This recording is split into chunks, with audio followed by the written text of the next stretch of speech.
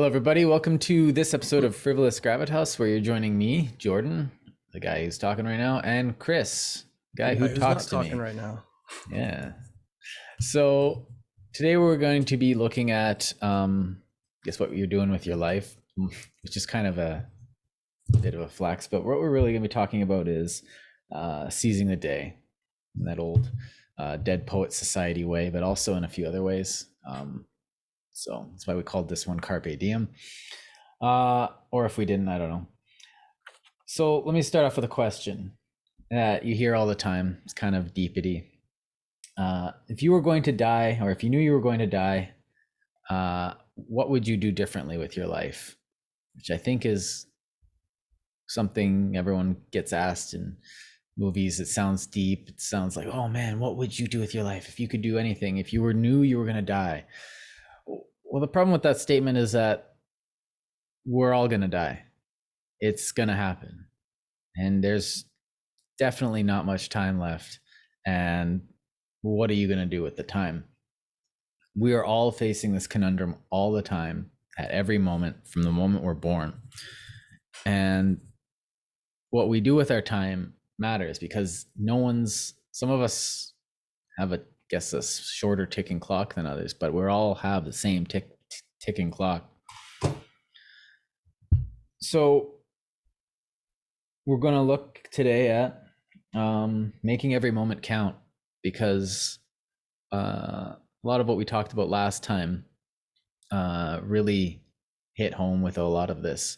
When we were talking about adulthood, if you hadn't watched that one, a lot of what we were talking about was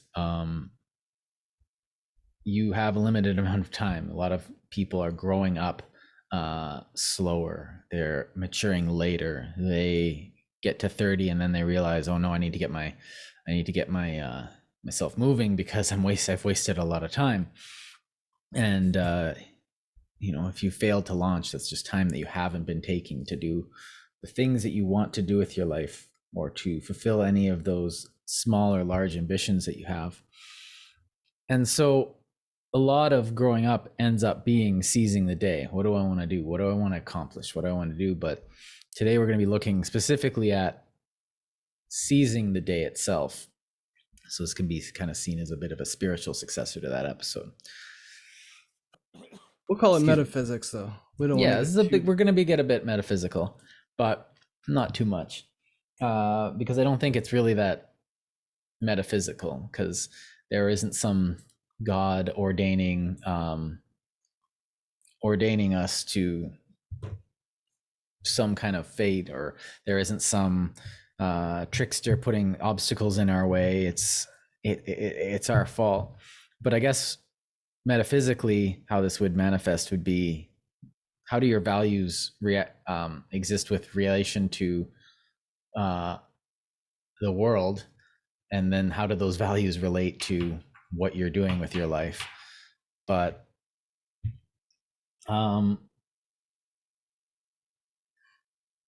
so excuse me, I'm losing my voice still, so I apologize. I guess let's start with some of the simple stuff. So what things can we do? First of all, coming off our last episode, one of the things that you can do is grow up faster and get on with your life and become the person that's controlling your life.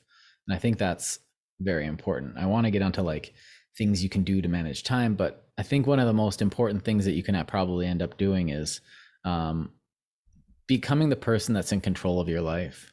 Because a lot of what wastes your time is doing errands for other people. You're working at a job that makes you money, and it's a means to an end, but you aren't the one exerting your agency on that. And in order to get what you want done, you have to kind of exert your agency. So you were mentioning we're all going to die, and that's definitely part of the whole Carpe Diem thing, is where everybody has to sort of take stock and take time for pause to reconsider the allocation of their efforts, basically. Mm-hmm. And their objectives in life on the grand scheme as well as on the micro scale, right? Right. So we had talked before in other episodes about taking awareness into account by factoring in the time scale that you're looking at. So taking that broader view, that holistic view of your entire life, and seeing what types of things would you like to achieve before the end of your life, and then breaking those down into steps, and then having those as manageable or achievable goals that you can sort of incrementally progress towards every single day, just through practice and habit, basically. So what I think, and what a lot of these self-help books that I've read and come across have always stated, like even dating back to like Zig Ziglar and Dale Carnegie, is developing habits for success. And success isn't just necessarily financial reward or, you know, accolades or accreditation or anything like that. Success is, and it's not just a hokey thing like success is whatever you want it to be.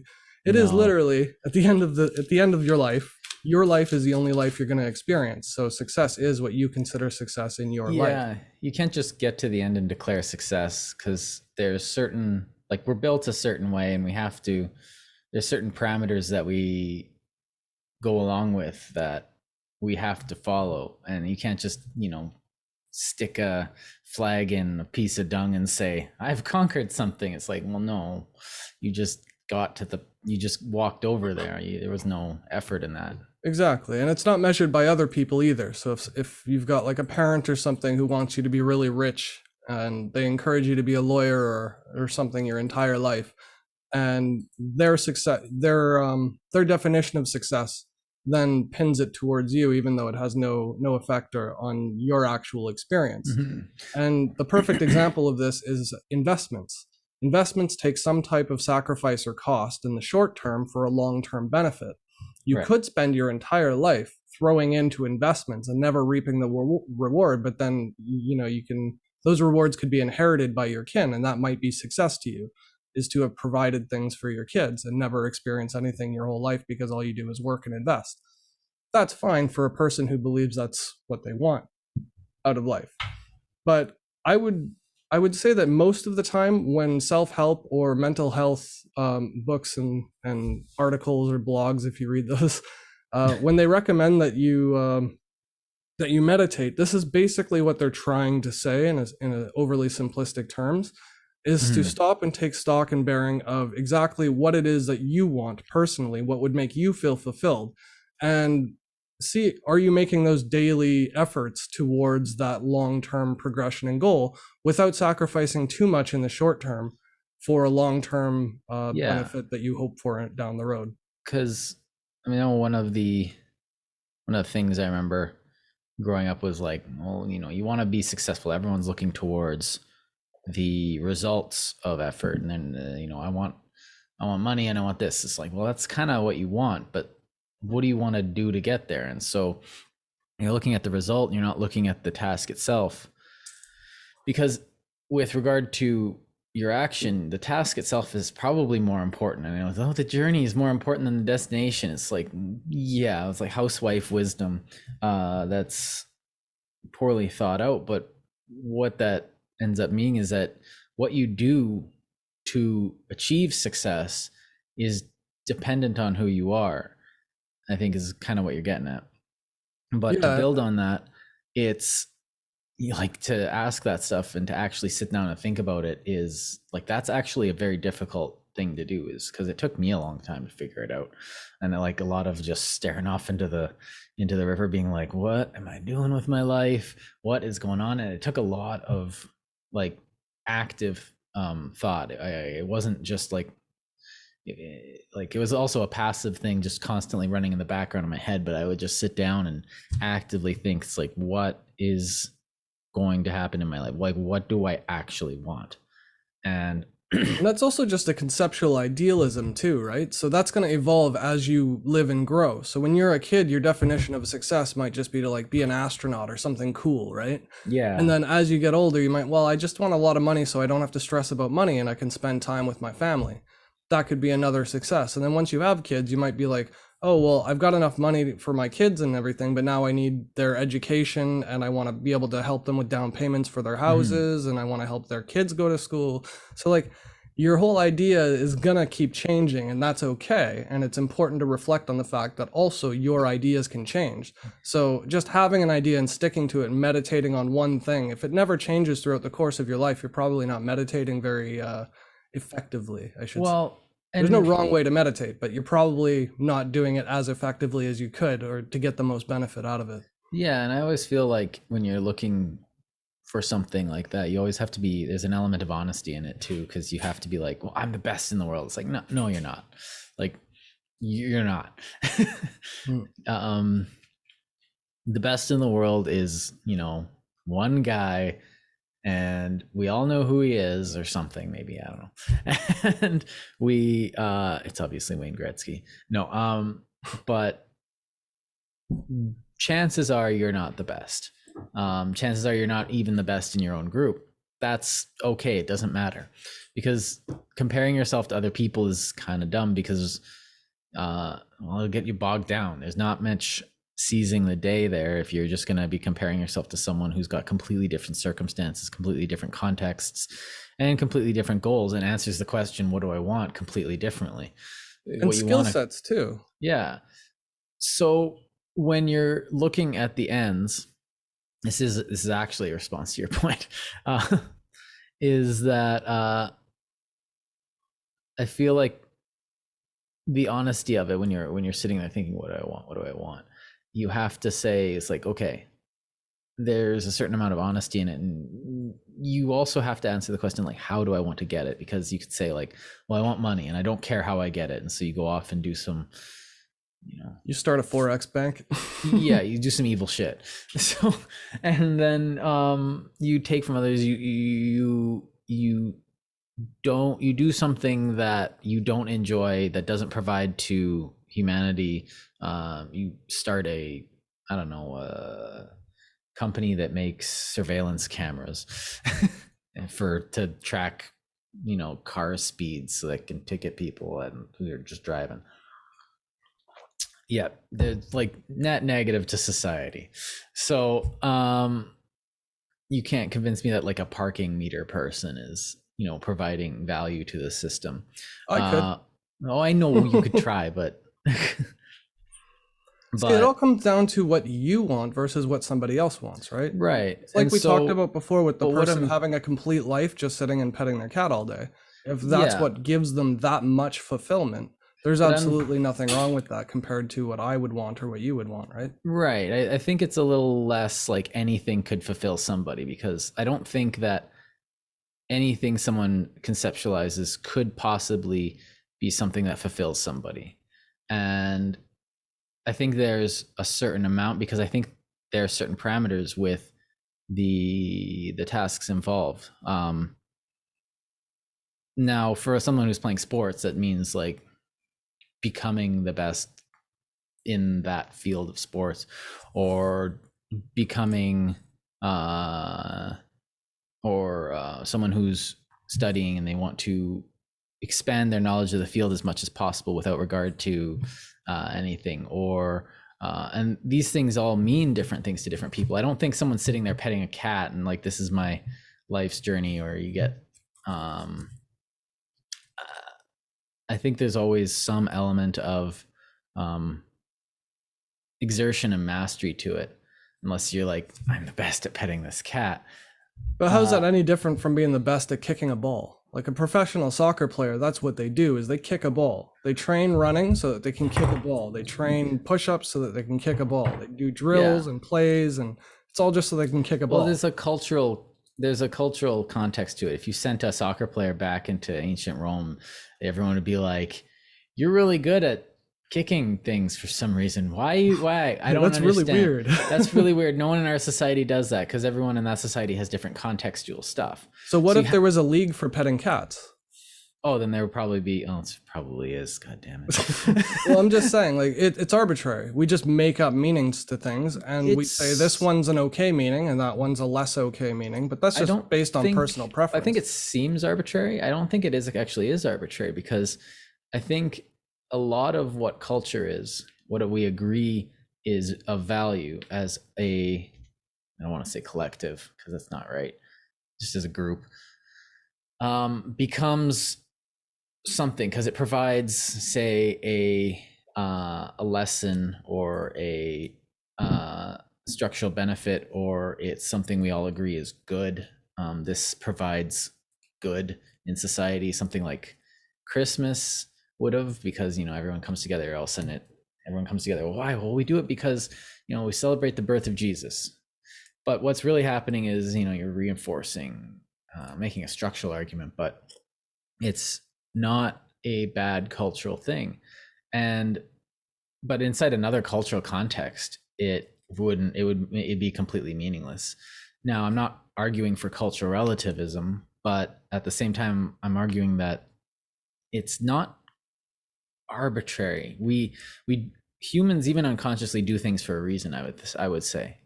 And even if we don't know that reason, why am I doing this? I don't know. I'm just doing it. You see a lot of that in society. See, I would conjecture that it is arbitrary, just based on the fact that evolution is arbitrary. The way things evolve and mutate is completely random. So what we choose to appreciate and value and our personal preferences have to be just as random as evolution, unless you believe in some higher guiding principle like a soul. Because then the soul would be the guiding influence, not evolution. But its evolution is happening in relation to the environment itself. The evolution and mutation are specifically the action of evolution, are happening in response to environmental things. So you get a snake that grows fur. It's not going to grow fur in the desert. Now, or if it does, it's like, why does that snake have fur? I don't know, but it's going to die soon. Protects it from the sun. Yeah.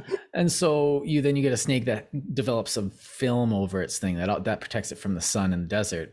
But a snake with fur in a northern climate make a bit more sense, like caterpillars or something. Snake with fur.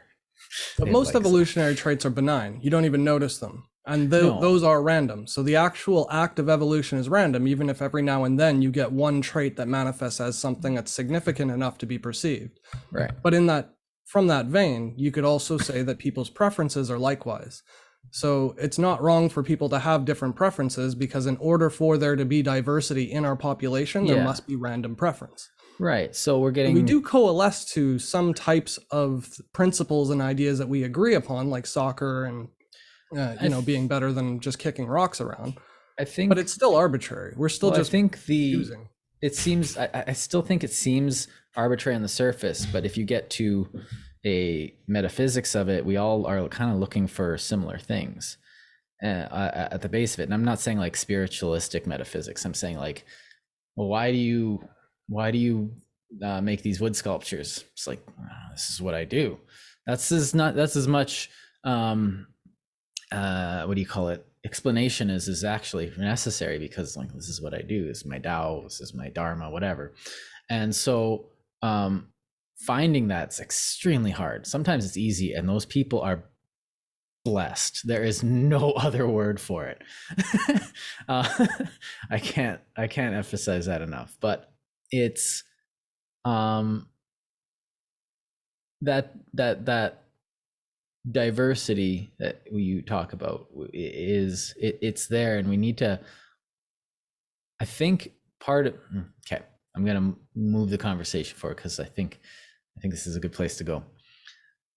That diversity that you talked about, that comes from some seemingly arbitrary place, is something that we kind of need to brace as an individual, but we're not ever told what that is. And that's kind of why you end up with a lot of people who kind of sit there, and it's like, what do you want to do with your life? They're like, I don't know. But like I said, those people that know are blessed. These people, like, what are you doing? Well, I'm making wood sculptures. Why? This is what I do. And they found their thing that they can do to seize the day. They found that thing that gives their life meaning, because they're good at it, and they revel in the excellence of their own hands to some extent. And there's a beauty in that. And when you've made that manifest in the world, you have fulfilled, I guess, that metaphysical expectation of the metaphysical expectation of meaning, and the metaphysical expectation of your life, because you are an actor acting upon the action that brings you the most joy, and inaction provides suffering to that person. But I think the problem with a lot of us is that when we're encountering that diversity, when we're encountering that, what can I do as a human to be the most human that I can be, which is to fulfill some aspect. I think dharma is probably the best word for it. I'm probably going to have to explain that though for some of the audience because you get it, but that doesn't really help much of the people listening. Yeah, give it. Okay, so dharma is a Hindu. Yeah, it's a Hindu. No, well, it's a Hindu. I think it's also used a bit in Buddhism, but I could be wrong. Oh, it's fully used in Buddhism, but I think they got it from Hindus, which got it from Brahmanic texts, which got it from blah, blah, blah. Everything's borrowed. The Vedas, who the Aryans brought in from like northern Russia, going like, who knows? Yeah. Man, that melting the paper pot, the Chinese created. That melting pot of Central Asia was fascinating. Anyway, and yes, it was a weird, swirly melting pot of cultures. But the Dharma is this concept, much like the Tao, much like the Logos in Christianity and Chinese, where you have a purpose in life and your job is to fulfill it. Now, in certain of the traditions, it's your dharma is to weave baskets, and it's imposed upon you in sort of a caste way, and that's just slavery. You can't, like, that's slavery. Your dad weaves baskets, you weave baskets. There's no way you're going to get out of it, and we kill you if you try not to weave baskets, and we won't pay you enough to live. And yeah, because you don't deserve food, because you're a basket maker. Yeah, you shudra filth or something. And so there's elements of that in it, but the concept, when you look into it, does make a lot of sense, and it feels like there is a lot of meaning there. So when it feels like there's something there, explore it, because your intuition is telling you there's something there, and you have to use your conscious mind to actually figure it out. You can't just be like, oh, I get it, it's like, a feeling. No, that's sort of the implication I was trying to underline, though. That is a deification of causality. Mm-hmm. Basically saying there's an existential point or goal to your life. When that's not provable, though. That's just an assumption that you have to make based on there being some type of soul or energy of the universe guiding you into a forward direction. It is but it's really just not. It's a downward flow of entropy. You go from an ordered state to an unordered state, and then every now and then you're going to get pockets of order, which are just vortices in entropy, and that's what life is. It's the sun constantly exploding, but taking so long to explode that there's the earth and atmospheres and biology. It's taking so long to explode, but like the mass of the sun itself holds the explosion down. Physics. Yeah, and that's the reason we have energy on Earth, is because entropy is working in a downward spiral, but the downwardness creates a vortex of order, which then descends into disorder when you die, and then order again when biology is kind of a physical manifestation of the samsaric cycle. Yeah. Which is what makes like religion so fascinating, though, and interesting, is because it's not entirely wrong. It's just one way of looking at the same thing. It's one other science. Bunch of Eastern scholars just like reeing at me for just saying that sentence, I'm sure.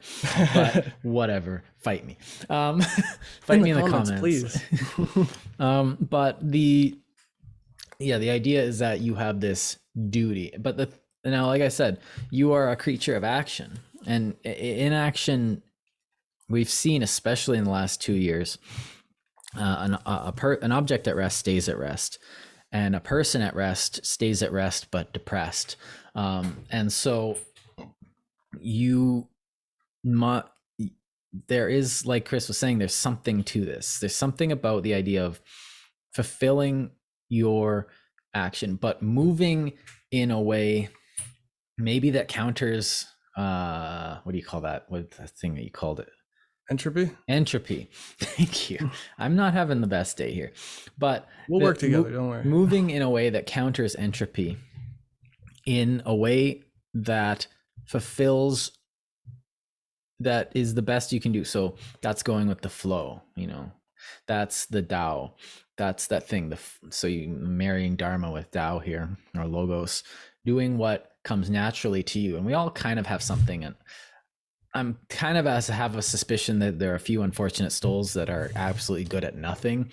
And we can just, help them have the best time in their life. I guess that's the best we can do. But even in those cases, the purpose of them might be to fulfill the purpose of other people to care for them. Do you know what I mean? Because right. it They can still reflects bring on joy how into we, the world, but it they reflects might on not how have any we as a talent. society function, if the way we treat and address and concern ourselves of others. Yeah, that's another story. But the talent that most of us have, that 99.999% of us have, except for Jim and Bruce, who always brings me down. But Stupid Bruce. Yeah, don't bring me down, Bruce. If Bruce is watching this, we don't mean you. We mean the other Bruce. I mean the Bruce from the song. So, what, and we talk about a lot of this when we're talking about when we talk about economy, diversity. But the thing that you're good at, but fulfilling that thing in itself brings joy. And that's something that we've just all seen. You're good at this. You find the zone in something. You're like, whoa, I'm really good at this. And you want to do more of it because you want more of that joy feeling. You see that it's productive. You've created something. You've added something.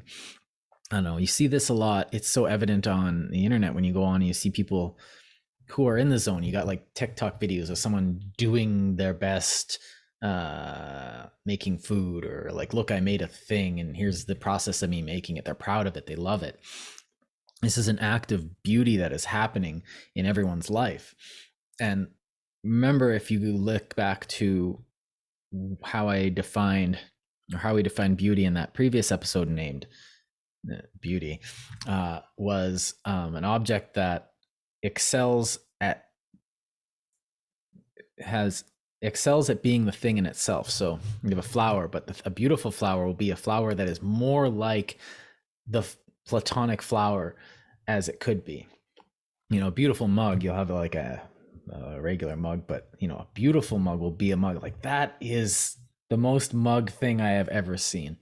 Quality of excellence in being what it is. Superior vessel of fluids. Yeah, it's just like, man, there's mugs, but I didn't know there could be a mug. And so here's the thing though, with the Carpe Diem in mind, like the whole point of this, just to sort of I was gonna bring it back, but you can sorry.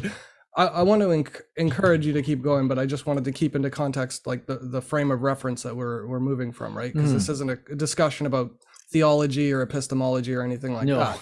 The idea is that Carpe Diem means meditating on your own fulfillment, things that value to yourself, and the things that are value to yourself in the long term for a lifelong type of context or viewport or perspective is going to be the things that you excel at. It's going to be the things that you try and get yourself to master, or the things that you do ritualistically almost in order to get that sense of fulfillment in the grand scheme. It's not just a matter of giving a homeless person $5 once and then thinking for the rest of your life that you're some benevolent soul. Yeah, that's actually it's about evil.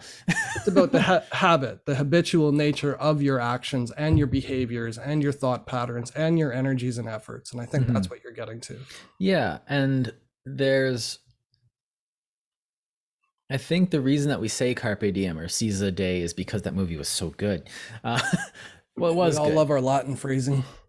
Latin phrasing, and Robin Williams just being Robin Williams, and no, it was a good movie. And in that movie, the guy in that movie only found joy in acting because he wanted to do in that play, and he killed himself. Oh geez, spoilers. When he was unable to do that, when he was unable to fulfill the thing that called to him. And I think a lot of us are in a even more precarious position where we know what we're good at, or we know what we want to do, and we just don't do it. We just stop and we're like, oh, that's someone else. I'm not, and we make up excuses, and they're all excuses. And yes, they are excuses. well, my dog died. It's like, well, okay, I'm sorry about your dog. So, and you, a lot of us, instead of not finding it, because there is that meditation, and a lot of us are held back from even getting there. But once you know or have an inkling of what you want to do, just go do it. And I'd say, well, it's easy to say because anyone can say, just go forth and do the thing that you want to do. There's a lot of steps involved there. There's a lot of paperwork involved. There's a lot of steps that you don't want to do. And frankly, the first step is always the hardest. It's like the stupidest, hardest thing ever is that first step, because step 2, 3, and 4 are just, you accidentally step them. My only criticism to that, though, would be being good at it. I don't think you have to be good at something to do something that's valuable. And an example of that would be this podcast. Like, I'm not the best 3D CG designer in the world or graphic designer, and we're not the best podcast hosts. And you know what I mean? Like, it's not about just doing the things that you're best or excel at. It's about doing things that are of value. And to us, or to me at least, I assume for you too, but I don't want to speak for you since you're here. For us, the value is in the communication and in the socialization and the progression of just civilized society itself, or expanding awareness and knowledge of things like literature or, programming or talking about concepts like open source and things like that. So I don't want to pin too much of it on how well something is perceived to be done, because I don't think that's what makes something of value. I think anybody that has something to say should write a book. That's why I wrote a book. Anybody that has like music in their heart and they just want to get it out, there's no point in just reserving it for yourself when it costs $0 whatsoever to copy and paste an audio file for somebody else to listen to. So you might as well release an album to everybody, even if nobody likes it, because if one person likes it and it costs nothing to transmit it, you might as well have that out there. Well, I think it's the aggregation of all of our art is what makes art. It's not just the best or the peak art that is art. There are tons of artists that will never be known or ever be heard of who made sculptures that never lasted even their own lifetimes. I think that art could have influenced somebody else during their lifetime or during the lifetime of the piece. And like the obvious thing is like with painters especially, a lot of times their work isn't worth anything until after they're dead. Or Hitler's work wasn't worth anything until after he, Third Reich. Like his art wasn't bad, but nobody wanted it. Okay, I was like, now if you tried to sell a piece of art that was done by Hitler, it would be worth a lot of money, but not because of his artwork. It would have been a lot of money because of Hitler. So it's not about the value of the item or the mastery of the craft specific to what you're doing. What's really intrinsically valuable in the scope of like qualia, and that's what we're talking about with like Carpe Diem and seizing the day, is about seizing qualia, getting quality of life out of life. Well, that's why I never actually, like I said, something you're good at, but that good doesn't mean that it's objectively good. It means something that calls to you. Like I'm decent at some things and I like some things, but that doesn't mean I'm a master. I'm the best at it. How many people play professional hockey but are terrible at it? But the being in the NHL probably brings them an inordinate amount of joy, even though they're not Connor McDavid or Wayne Gretzky. Even though it seems like Connor McDavid doesn't really get much joy from it.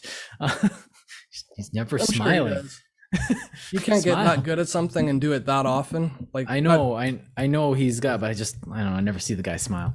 Yeah, but that's just, maybe he's just. But I was sort of leading. He does live in Edmonton, so he's highly motivated because of how much he enjoys it. And that's the thing. To me, that's a bit of a virtue, is doing that thing that you are, and I say called to do that, doesn't mean that you are like the best at. And I think that's a lie, because when they tell you as a kid, everyone's good at something or everyone's the best at something, that's a lie. There's too many people and there's not enough things. Nobody can be the best at everything. Well, I'm the best at, doing that little pen trick. And then somebody comes along with 7 pens on their fingers and they're all coming around. It's just like, okay. But it doesn't matter who's the best. It matters what brings you purpose, what brings you, I guess, that quality of life. Because if like I've painted before, like I painted like walls and stuff. It was abject suffering. It was inordinately terrible for me to be doing that because of a number of factors. My temperament, my like a lot of my biology, everything in my being just made it so that painting a wall was it was a thing of terror for me. I just hated it. Everything about it. I just couldn't put my thing on. I just like, this is the opposite of Carpe Diem. This is what I would do if I was deciding to seize the day. I would, go here to suffer.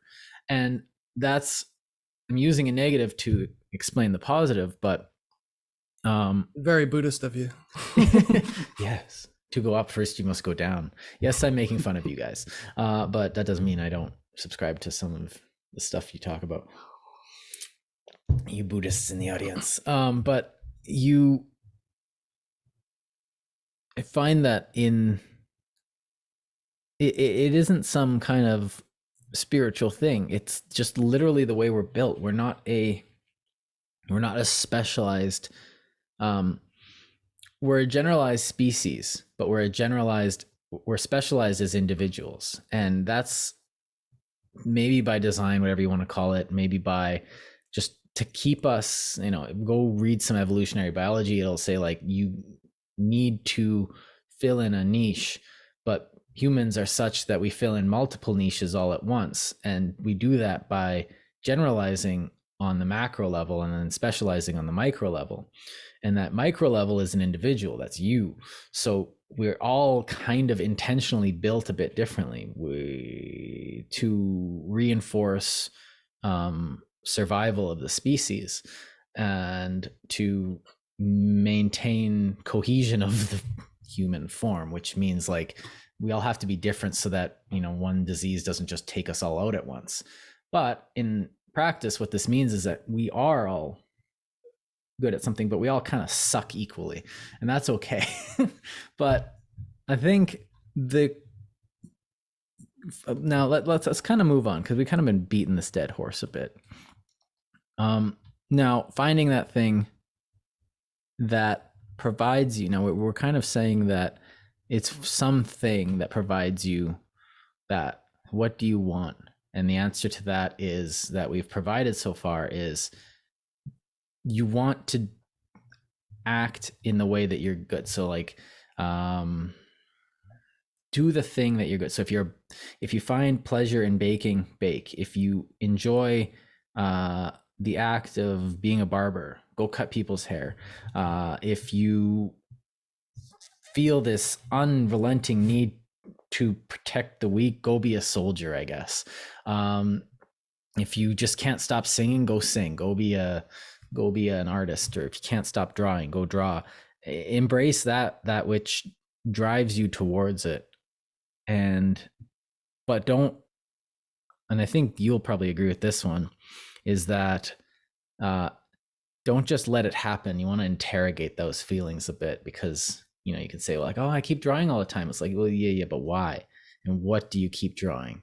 And why does it bring you pleasure? Well, because it's, you interrogate that. That's what you want to, you don't want to stop meditating once you've answered the question, what do I want and who do I want to be? Because what you want fulfills who you want to be to some extent, but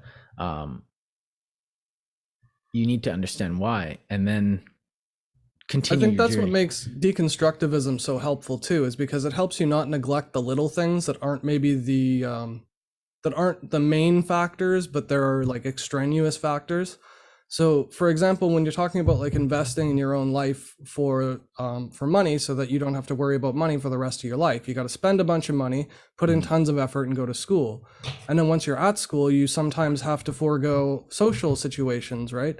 So that you can study and get a better grade, and so that you can qualify for certifications and yada, yada, yada.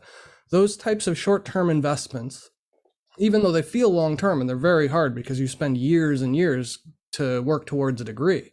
It doesn't just happen from like, I put in this effort once and now I have it. It's like a long-term style of contribution towards that fulfillment, or that I don't want to say joy, because joy is like a temporary fleeting type of thing, but I mean like that quality of life, that fulfilling portion. So in assessing those types of investments of either time, energy, or money, or all three, you're also have to take stock and keep into account those little moments that you're also going to miss. Not so that you can avoid doing the hard thing, but so that you can adequately cost benefit analysis your trajectory, if you know what I mean. So just taking stock of the large expenses, and by expenses I just mean your investments or contributions or your sacrifices or whatever, only taking stock of the large portions and ignoring all of the small ones, I think is what most people do. And because it's easier and quicker. But when you reflect and meditate and actually think about it, taking appreciation of all those little things that you also did will give you even greater fulfillment from the work you're already doing. And I think a lot of people who are dissatisfied in life, it's because they're only looking at the big chunks, and then they're seeing more big chunks of effort than they are seeing big chunks of reward. But the rewards come in small chunks, just like the effort came in small chunks.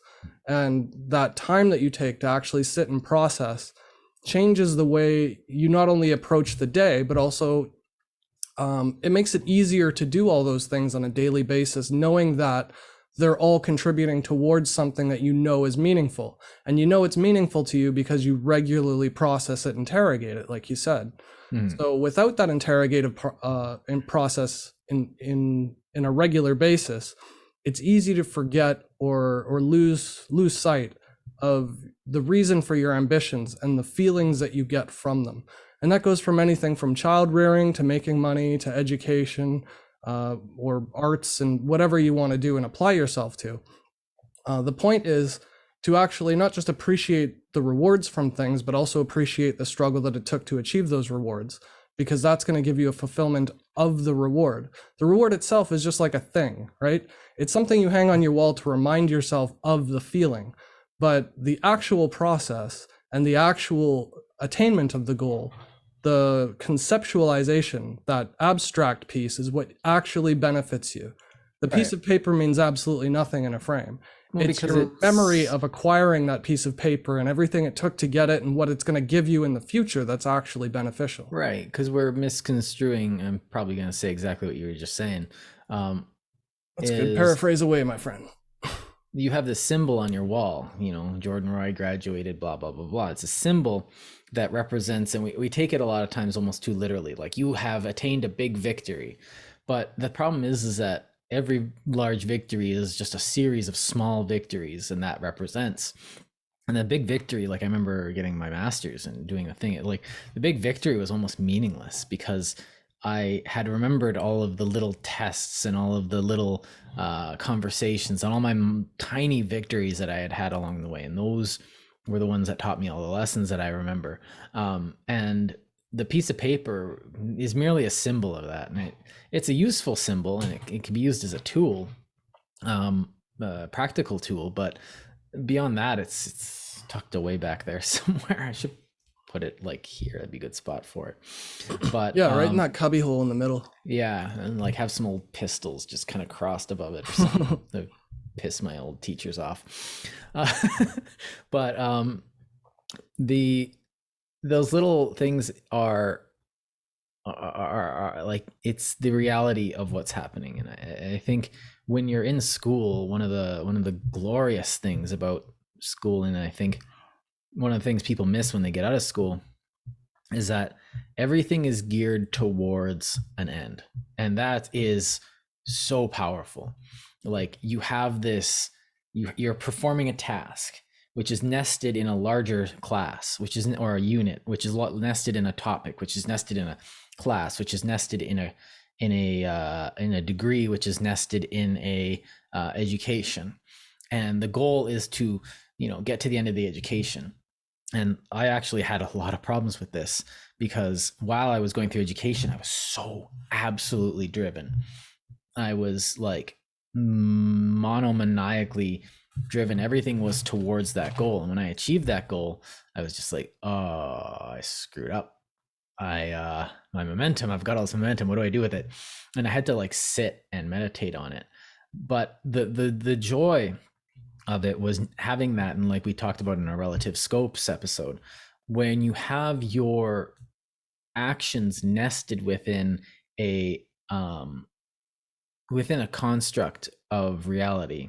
So it sounds all fancy, but no, when you have an end, I'm doing this so that I can gain an education. I'm doing this so that I can finish a work of art.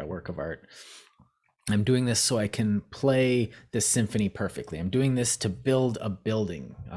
Talk to a construction guy. Their actions are nested within a larger structure, and this is something that does provide a lot of meaning because you're doing something for a reason. But when you get out of school, when you get that certificate, it's almost like a stop sign.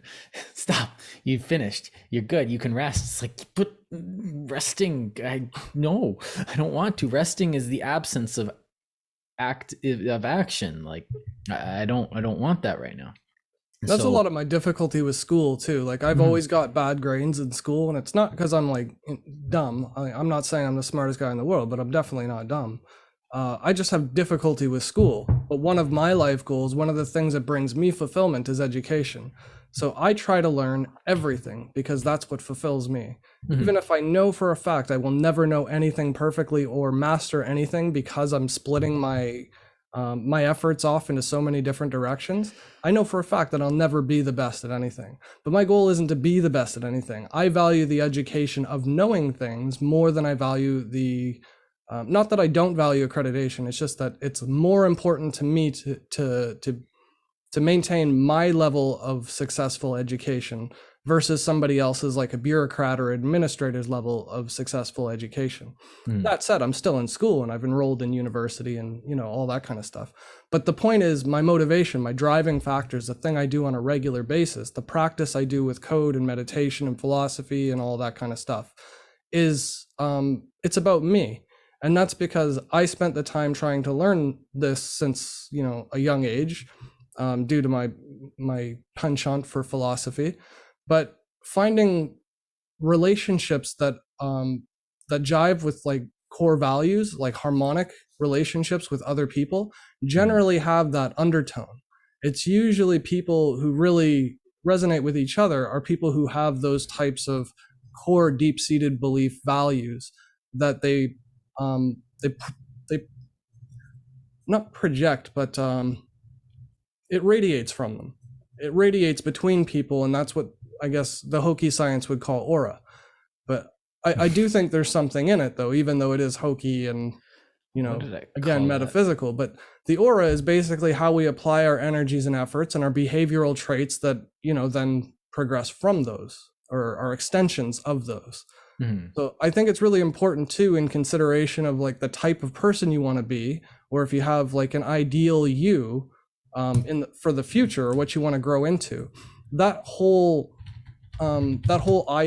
idea and construct, or the concept itself, is something that's not just out in the ether, effervescent, and never materializes.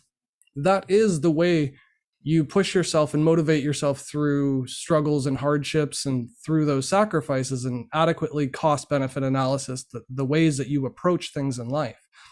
So that type of thing, I believe, and I can't say for certain, but I just believe, is it's intrinsic to human nature. That's sort of what gives us personality and preference and things like that, despite the fact that we're all diverse creatures. We're all still animals, but at the same token, we all can idealize. That's something animals can't do. We can have concepts and ideas that are, the ideal perfection, like a Carnot engine. Even if you could find an animal that does math, it's not gonna discover new maths because it doesn't have that creativity of mind. It's not sapient. Yeah. It's sentient. Like there's a lot of sentient animals. But sentient just means you can feel things. Right. You not only feel things, we imagine feeling things. That's totally different. Yeah, that and the whole like theory of mind thing where you can place yourself in another person's body and just be like, what are they feeling? And everyone calls that, oh, I'm so empathetic. It's like, yeah, we all have that just some of us are using it. Yeah. And some don't, but that's like a medical condition. Like, Yeah, there's like you have a psychological thing, and then people are going to write papers about you. yeah, it's psychopathy by definition. And But what I also want to say about that is what I feel is special about things like mathematics and abstractions, like we talked about in our abstract video, is what it's doing is it's identifying and pinpointing that type of structure in your mind. And that's what gives you motivation and goals and helps you assess things that are of value. And I mean like core value, not like material value, but emotional, personal, existential value. Math is insane with that because you can quantize abstractions that are interrelated. So you can use like gauge theory or manifolds and topologies and stuff like that to plot your points inside of, and you can change your frame of reference based on the manifold, which is just something you can't really do in other ways except for like language and music and arts, like things that are being scrubbed out of the schools these days because people can't quite articulate their value or use in society. They want to teach them accounting instead. Well, there is value in learning physical education, obviously, because that's material, but physical education's getting kicked out too. That was one of the ones that was leaving when I was in school. Oh, that's just insane to me. Like, right? Everybody should be exercising every day just to be functioning. Our bodies need it. Like, we haven't evolved past the phase where we had to chase animals. We still need to like treat our bodies as if we're chasing animals every day. I think it's really important in considering Carpe Diem because superficially looking at your life's goals and objectives is not it's not a true analysis of what you're doing or what you're committing yourself to doing.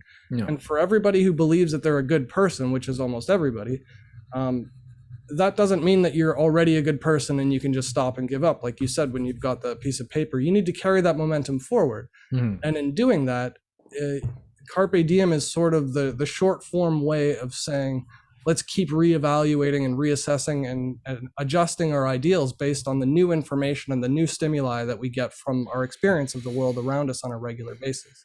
And like, that's the reason I think you need to keep going with that momentum is coming back to that first question that I asked way back when, and very poorly because I hadn't had the momentum, which was that whole idea of the mortality that we have. And I think to some extent we all know this. A lot of us are unwilling to look at it or think about it because it's scary, the non-existence of ourself or the deletion of our ego, which is the fear is ingrained in us for a very good reason. Or else we'd just be like, oh, well, I guess I'm off to the death today. And we wouldn't have made it as a species. But what's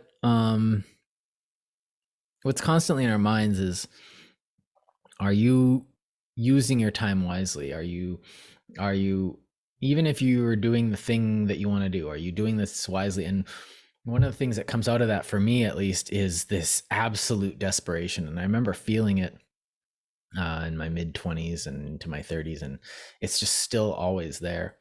And I get this absolute, like, I don't think, like, death doesn't terrify me. It's scary, obviously, but it's not this thing that rules my life. It's more a constant reminder to not just sit on your butt all day or to actually do that thing. Because the whole point of Carpe Diem is get up and do it. That's pretty much the implicit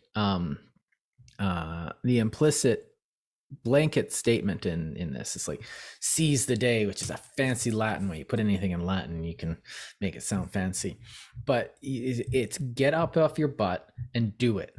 Now it sounds great, and it's easy when you have someone behind you going like, get up, kicking you out of bed and something like that. If you have like a drill sergeant saying more push-ups, or you have your coach going, another lap, go, get good. And, you know, it's easy, but a lot of times, most of the time, what we have to do is motivate ourselves. And the thing that motivated me, well, there's a couple things.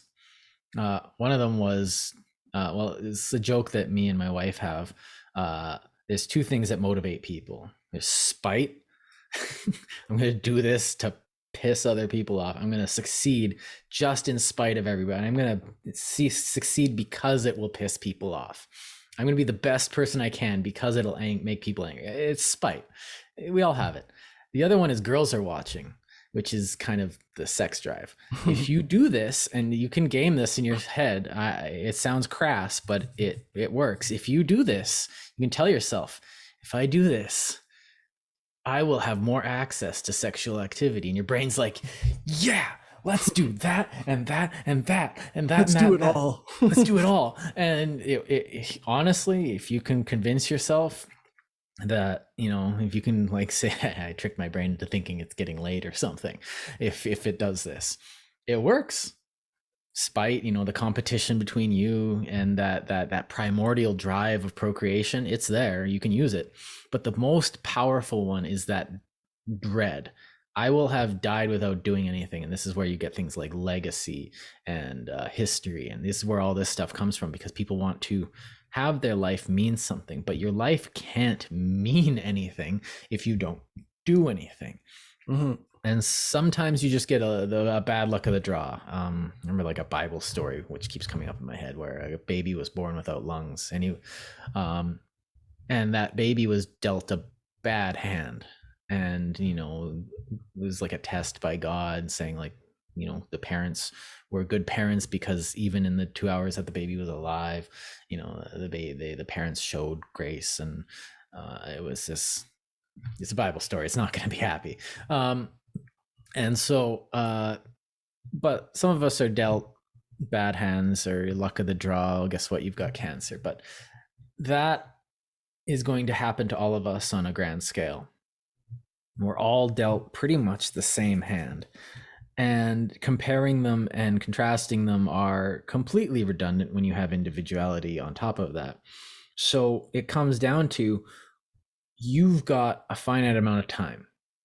What are you going to do with it? And you can be nihilistic, and we see a lot of people being nihilistic with it. Well, it doesn't matter, so why should I even try? Well, it doesn't matter, so well, of course it doesn't matter, but it matters to you as an individual. Like subjectively, it matters. Well, objectively, see our episode on meaning. Yeah, see that, or cynicism, or cynicism, yeah. I just go off on it. But these people are frankly evil. Like, they don't create anything good. They're slaves to entropy, and they worship it because nothing matters. You might as well just get it over with. And then the fact that they don't belies, I think, almost makes my point. Because, you tell someone who's like, nothing matters. Okay, well then kill yourself. And then they don't. Well, something obviously matters there.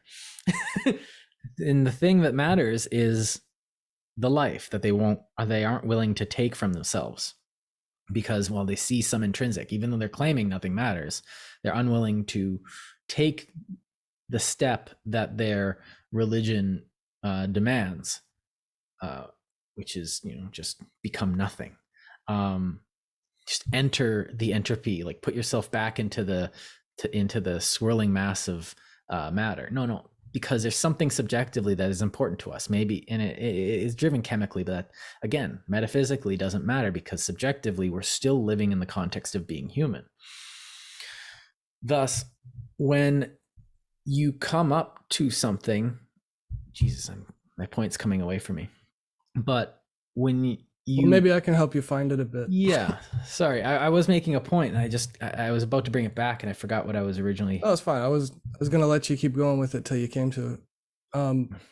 But as far as that nihilism that creeps in, I think a lot of that is biological and chemical. I think a lot of the way we think, like, and the easy example, the analog to it is like the sex drive or whatever. I mean, it's in out. Like it's not doing anything, but we enjoy it so much, and our brains are wired so much for it that we're just like obsessed. Because first of all, it's more than in out. Anyone's who's had to my older, my ears, audience, I'm sorry, but to Okay, anyone but who's had more, as an analog to exercise, it's just lifting and putting down, lifting and putting down, Yeah. lifting and putting down. It's not actually building something. It's not doing anything. It's not constructive. Well, I mean, it's building kids, but what I'm getting to though is it's not. When you look at it dispassionately, it looks ridiculous. oh yeah, It's absolutely absurd the way we as animals behave as animals. Like, Which is the why fact that we have to cover ourselves up and we have shame is just weird. well, which is why I do believe in the objective, because the objective is something that we can access very easily. It's just, it's absurd. It's like, oh, look at this matter walking around, rubbing up against each other, creating more editions of that matter. It's like, Yeah, now they're secreting fluids for some odd reason, and there is objectivity and we have to look at it. It's just, it's not actually that useful in our context. it doesn't Unless you're doing diminish the science. value of anything. That's the thing. A lot of people are using it on an equal weighted playing field as, their value systems, and objective values aren't reasonable. Like Contrast. postmodern art, which reflexively tries to show you as an objective being. It's like, look, we're all disgusting. It's like, Art about the listen, art. ass. First of all, do something worthwhile. Second of all, get your head out of your butt. You're being deep for the sake of no, anyway, I'm just complaining about art. But food is another huge motivator. If anybody's ever like fasted for 24 hours, how strongly you will eat almost anything, based on just your chemistry telling you that you're hungry, not because you're physically dying or wasting away or anything like that. Just 24 hours, you will eat anything. Yeah. That's just chemical. And when people have a variety of different chemistries and a variety of different experiences and a variety of different biologies, that just makes for a hugely diverse population for their own personal growth and development and ideals and their own conceptualized, not perfections, but excellence, that telos. Yeah. And I think what I was trying to get at, and thank you for getting me back on the track, it's just my brain wanted to think about clouds and nothingness and You're doing it again? Yeah, I'm doing it again. But what I wanted to say was, when I was getting at this, was when you bring it back, you can actually game these objective aspects of yourself and make a subjective change. You can, and sexuality, food, these things that we like, if you don't have them, like the food drive, if you don't have food, you will do some, like history has shown us that we can do some gosh darn distasteful things when we are that hungry. And men who cannot control their sexuality, they do some of the most heinous things we have seen. But I guess women too, but men, they're the ones with the higher drives. But the Women do it too, just different. Yeah, they do it. It's just weird. It's a bit more manipulative. But Yeah. It's but the biggest one is death, because it's coming for us all. It's universal. It's the one that'll affect everyone equally. And it is it's ultimate. It's always in the back of your head. It's always saying, like, memento mori, remember this, remember you're gonna die. And it can depress you when you're playing, a game that you actually hate just to pass the time, and your brain just is like, hey, memento mori, and you're just like, you just like remember, and you see yourself objectively for a second, you're just like, crap. But then it works when it works in a good way too. You're looking for inspiration, and all of a sudden it ticks you in the back of your head, and you're just like, okay, I gotta get going. And I think near-death experiences do a lot of that. Suffering strangely does it too. Yeah. Because you understand that life is short when you're just suffering, and you know that you don't want to live a life that's like that. You don't want like the next 70 years. It's like, oh, I could die at any day. It's like, no, you could live 70 years in this misery. And that's one of the things that drove me, because I was working all these terrible jobs and I wasn't seeing any advancement. I was looking at my future and I was saying, I can't do this for another 60, 70 years. I can't. I will not be able to do it. And so I shifted my gear and moved forward in a different direction because I was like, I can't take 2 years of this, let alone like the next 60, 70. No, I can't.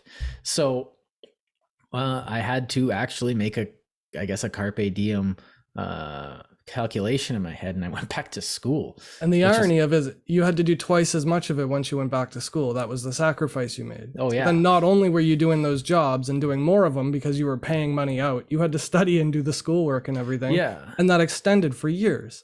Yeah. It wasn't just like, I'll do it once and then I'm done and I'm better off. It was like, well, 70 years of misery or 4 years of slightly more misery, and then, 66 years of less, like significantly less misery. And so what that got me was an education. It got me valuable effort and suffering, like that suffering that you get out and you're just like, oh, I hate that. And then 2 weeks later, you're like, man, I love the way that sucked.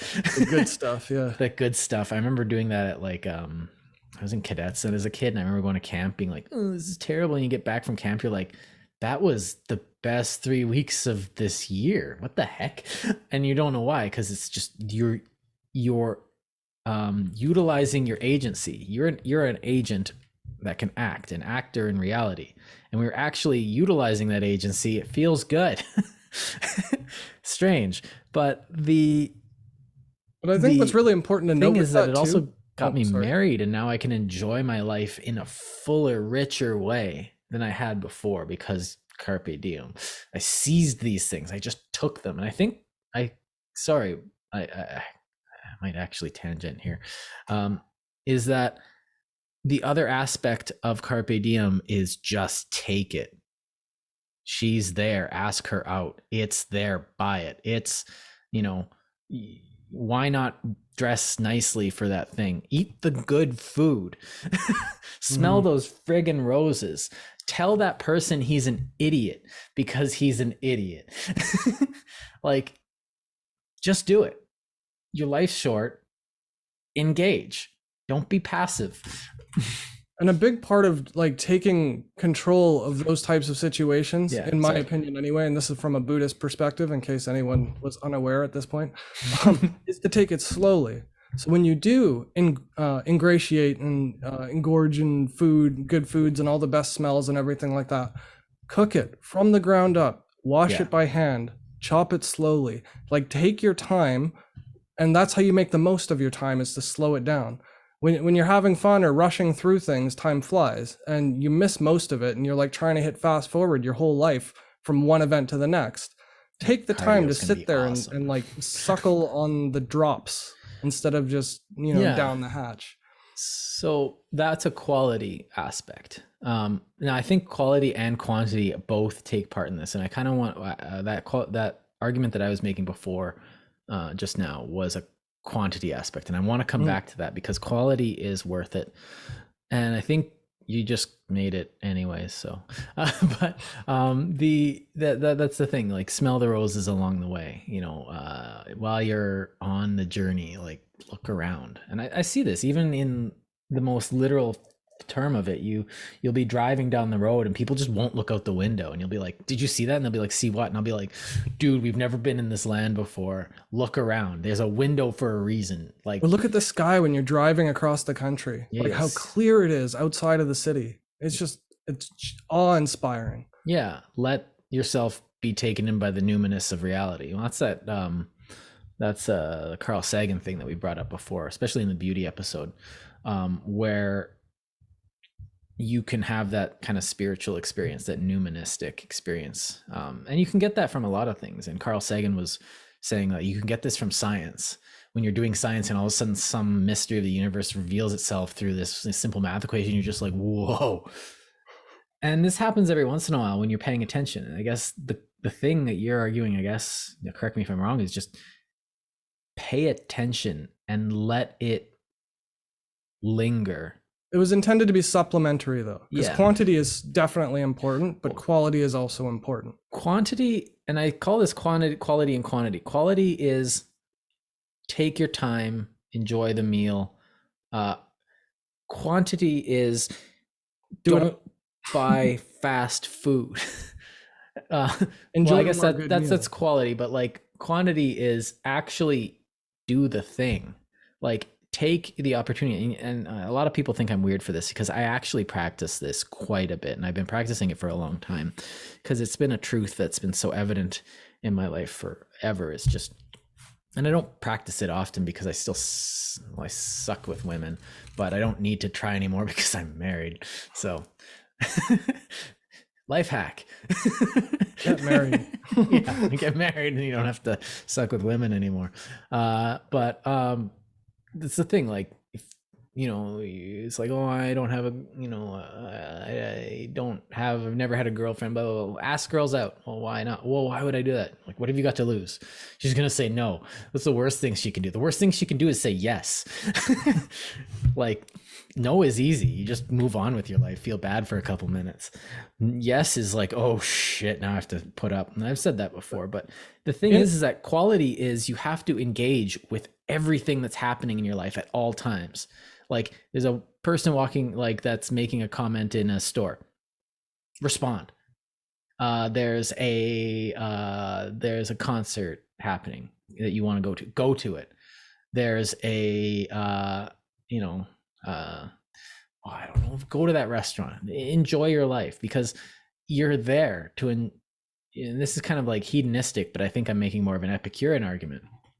But it doesn't matter. Carpe diem means do it. If you get the inkling to do it, do it. If you're at a club, dance. If you're at a wedding, dance. If there's music playing, dance. Just dance.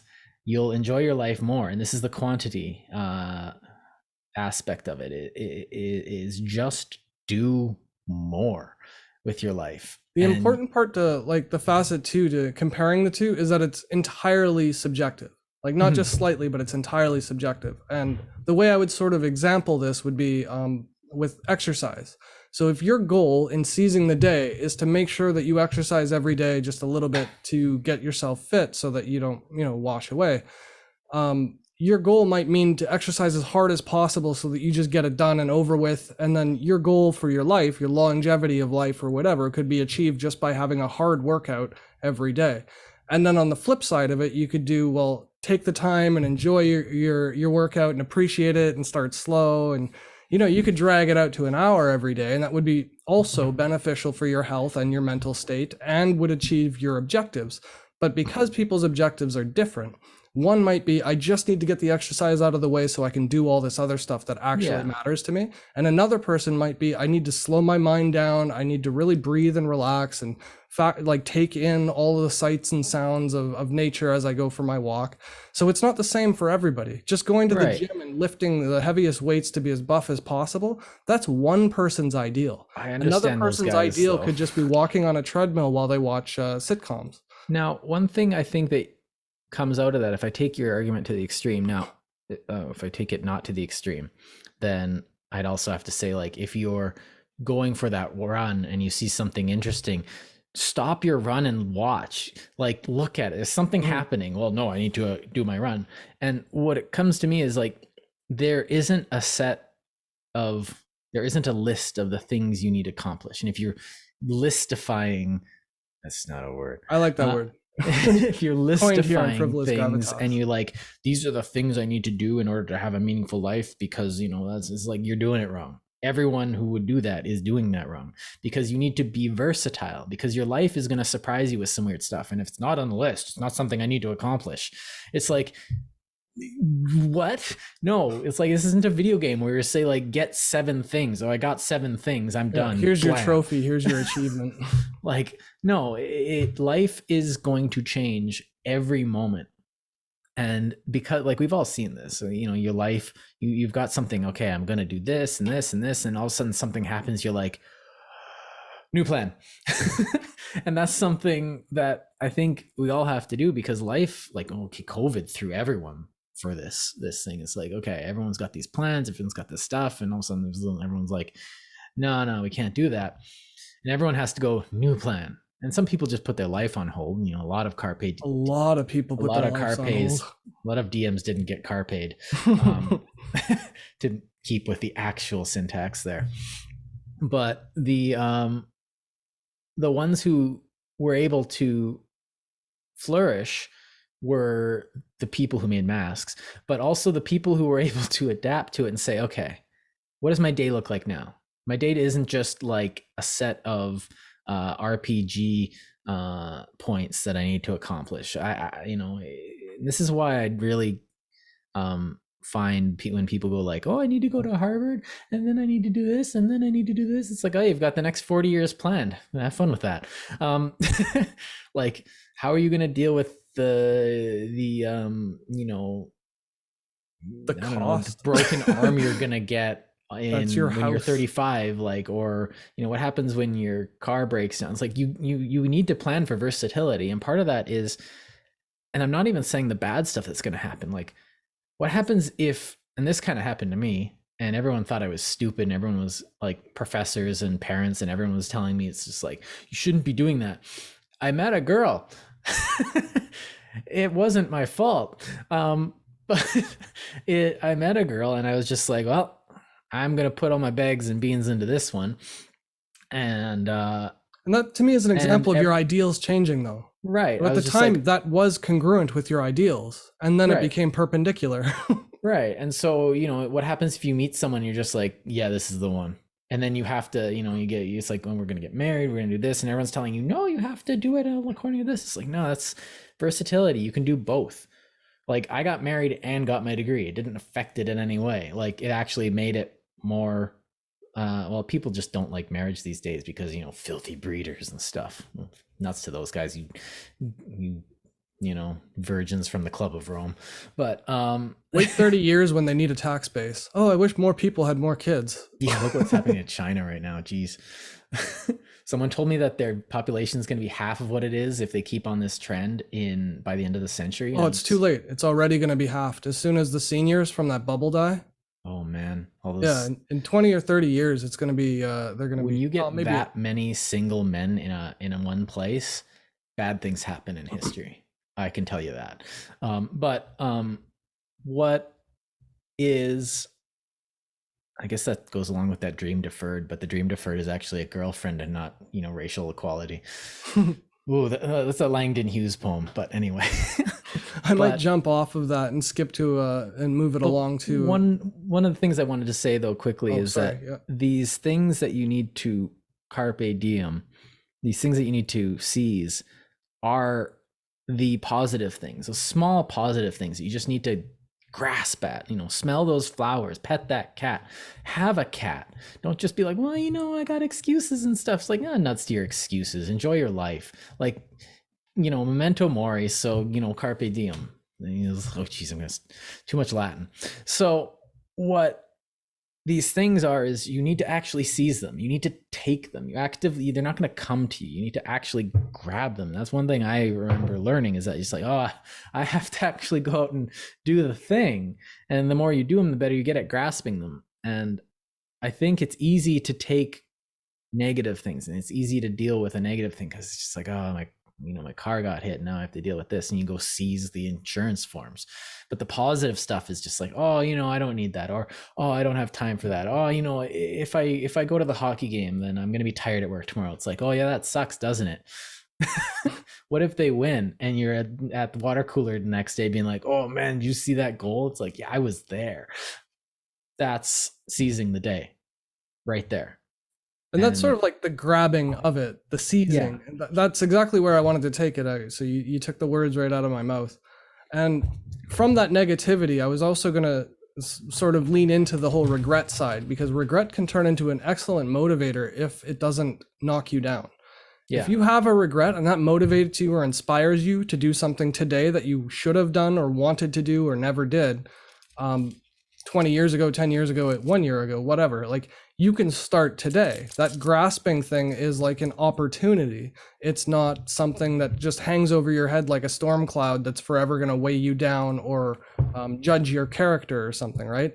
Oh, like, it will. I never felt bad about when you remember it and you're like, why did I say that? But usually the reason is I'm smarter now than I was then. Oh yeah. Because if I wouldn't say it now and I did say it then, obviously I've learned something in between. I don't know exactly what it was or what taught it to me, but I think differently now, and that's a plus. That's a benefit. So like when I went back to school 10 years after finishing high school, I went back to university. And then after leaving university from health problems and stuff, and going back again, 7 or 8 years later, it's not a regret thing that I never finished. It was never a regret thing for me. It was a pride thing that I accomplished, 1 year when I was sick and shouldn't have been able to do anything. I was proud of myself for that. And then going back when I was able to was difficult because I'm still sick, but the regret part never played a role as a negative. So when people take negatives and don't spin them around as a tool for opportunity, they tend to become baggage, and that baggage sort of bleeds over into the rest of your lives. Usually it bleeds over into like resentment of other friends or people, or jealousy or envy or any of those other 7 deadly sins. It's usually some type of disgust or distaste with personal self and a lack of carpe diem in their regular lives. But instead of fixing the problem and saying, now I know better, tomorrow I'm going to be a better person than I was yesterday, I've seen they this just happen. stop. I've seen this happen, and it's actually like what I've seen when I've seen a couple of people fall into that trap, and it's actually kind of worse. Like it's absolute tragedy, because you see someone and they'll make one mistake, and then they'll botch the getting back up, or they won't get back up, or they'll make a fiction out of it. It wasn't my fault, or or it happened to me. It's because of this, or it was the Jews, or something stupid like that. And what happens is you start telling lies about what it is. Oh, I can't do this because of, that time that I got slighted by, that I got turned down by a job, or I got fired, therefore I can't ever work again. And then you start telling more lies, and then the lies build upon the lies. And then you've got this fortress of regret, which is buttressed by all these lies that you can't, it becomes more and more hard to start telling the truth and fess up to it, because the rejection of all this would actually end up destroying you. Or you believe it will destroy you. It's not that it actually will. That's part of the fiction. It's like, I need this. This is part of me. Or yeah. And there's a couple times I've seen this, is that I wasn't sure that if they actually rejected this, if they would come out of it absolutely sane. I thought that the confrontation of their dragon had gotten so large that they couldn't confront it anymore, and it was just ruling Nietzsche's darkness, like we talked in our last episode. Well, a couple episodes ago. We make these too quickly. My memory sucks. It was like 3 weeks ago. Oh, man, time just keeps going. That's the other thing, just time speeds up. Yeah, we've been on here a year. Yeah, over a year now. We started last October or November, I think.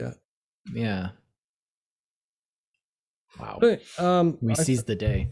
Yeah, I think I'm ready to wrap up. Yeah, I think that's good. I think we've said our piece. Things, I guess, little tips, I guess we can do is read audiobooks, double your time. I've said this before, like just have an audiobook on your phone with an audiobook app, so that you can like use your time not only wisely, but you can double what your productivity. And it's like, productivity sounds good, but it's the best word I have for it. But what ends up being is you have a finite amount of time. If you're gardening or if you're cleaning and you weren't going to clean, but you're now going to do it because you're reading on a book, now you've read a book and have a clean house. And like stuff like that. That's little things that you can do. Just be smart about your life, I guess. And I would suggest that for as much effort as we give our employers, like, there's 24 hours in a day, you sleep for 8, you give 8 to your employer. The other 8 is for you, right? For as much energy as I give my employers to help them make money and sustain a living, I should give myself. I should award myself that same benefit. And that's sort of how I motivate myself to exercise and eat properly and take time for leisure and like sit and play games and study a bit on my free time. Because if I'm willing to give that energy to a company, some faceless other people or whatever, yeah, I'm getting a paycheck for it. But I mean, like, the reason why they can pay me is because I'm giving them more value than they're paying me for. That's like the whole economics of getting a job, right? If I'm willing to subject myself to that type of work and effort for an employer, which you rightly should do, but you should also give yourself, your own body, your own mind, that same effort and energy and emphasis. If you just lay around because you're able to and you're allowed to and nobody's bugging you, and you know what I mean? Like, oh, I don't really have big ambitions or whatever. You don't have to have big ambitions to go for a walk. You should just walk just because. Like, whether it's with your friends or not, to socialize, and like you said, doubling up your time or reading an audiobook or whatever. Like, cook food, make food for yourself on a regular basis, so it's rare or weird or a treat when you don't make it so regular that you eat out or get takeout or get fast food or whatever, that it's weird when you make food. It should be the other way around. Like, give yourself, your body, treat your body the same way that you treat some faceless company that works, that pays you. That would be my advice. And it helps me get motivated to get up in the morning when I have a day off. I still wake up early, and then, you can take your time to cook because that's part of mental health and stuff. So you don't have to like crack a whip on yourself and make your life just miserable 24/7 because you're just work. But I used to do that. Set time aside, like give yourself an hour to cook. Maybe it only takes you 45 minutes if you do it slowly, 15 if you rush. Like, just give yourself blocks of time that you owe yourself. An hour to exercise. You might only need 20 minutes to stretch, 20 minutes to exercise. So you've got 20 minutes spare. So you just leave these buffer rooms for leisure all over the place, and double up those efforts with audiobooks and language practice. Or if you like TV shows and stuff, leisure is important. But if you can double up your leisure with exercise, or like watch a sporting event while you're on a treadmill or going for a walk and you got a mobile device or something, do it. Just do stuff all the time. And then when you have free time, you'll do what's actually most important to you, what's actually valuable, the things You'll you see what's valuable to you. Yeah. I think and cleaning the rest really of that good. is like, everything else is just excuses. Well, I'm just, this today, or I can't do that, or me. That's how I feel about that. They're just excuses. Having chronic illness, it doesn't feel like excuses. I just sort of assume everybody has some type of illness, because my only experience of the world is a certain kind of way. learning that with my heart thing, and I'll go out and I'll try and deny the fact that I have this thing with my heart, and then I'll go for a run and I'll just be like, I must be better because I have energy today. Oh geez, 3 days down. And I'll be like, man, I'm stupid. I guess you could be stupid about it, but making the effort is important, because that's going to help maintain your homeostasis, right? That effort, that wanting to, and the continuing trying is, I think it's productive. Like, doctor might say otherwise, but I think it's helpful to stress your body. Not over stress it, not permanently, but it needs bursts of stress. That's how it's built to function. Yeah. The reason we're so adaptable is because we work well under stress. But yeah, cool. All right. We're gonna have we should do some housekeeping here. We're gonna have a layoff or a layover or something. And who are we laying off? What's up? Yes, I'm out in Manitoba for Christmas to see my family, because Carpe Diem, which is more important. Carrying a truckload of glad tidings. Yes, my joy will be boundless. Ho ho ho. So yeah, we might take across the borders. We might take a week off, but we also the uploads might not stop. So there might be a bit of a hiatus for a week or so around the Christmas, New Year's break. Yeah, we'll try not to, but if it happens, it happens, and we'll be back in January, so don't cry too much. We could just do a live stream when we're actually like in the same room. That would be epic. The channel's never had a same room live session. Yeah, I'll get Megan in. Cool, but you've been listening to Frivolous Gravitas with myself, Christopher Driver, and as always, the super elegantly charming. I'm elegantly charming, not just regular charming. No, super charming. Yeah. All right. Thanks for listening, guys. No, thanks for tuning in.